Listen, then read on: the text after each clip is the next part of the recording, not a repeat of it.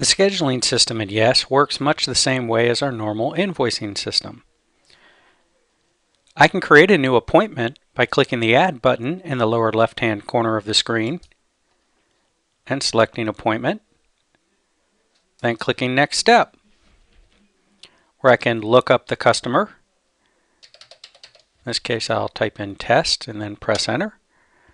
It says no matches found, and it's giving me an opportunity to add a new customer. I'll go ahead and say yes, where I can record as little or as much of the customer information as I feel I need at the time I'm creating the appointment. In this case, the name and the phone number, as well as the year, make, and model.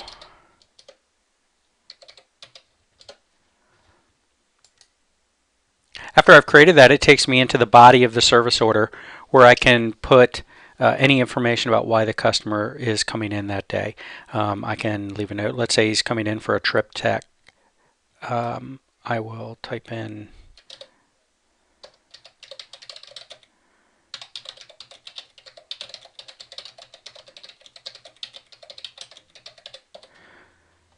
and then I'll click Save, and then I'll click OK, and it brings up the appointment scheduler where I can choose the day. In this case, we'll say October 12th, and we'll say at 10 a.m.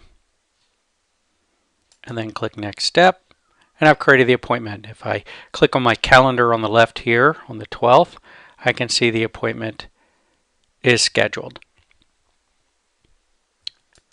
We'll go back to today's schedule, and I'd like to explain some of the coloration that's going on for the appointments we currently have on the screen. If an appointment is a soft red color, it will identify itself as a missed appointment. That gives you an opportunity to call the customer, see if they're just running late or perhaps reschedule for another day. The light blue color means that it is a due appointment, and you should be looking for them to come in at any time. And the green indicates that it is a pending appointment. It's incoming today, but they're not in yet. Now, when the customer comes in, we can check in the vehicle by highlighting the appointment and then clicking the Next Step button, giving us an opportunity to establish the technician, service writer, set the status, and even record mileage if I have it at that time. When I click Next Step, it'll update the existing line items and take us inside a full invoice now that we can build with parts, labor, and text.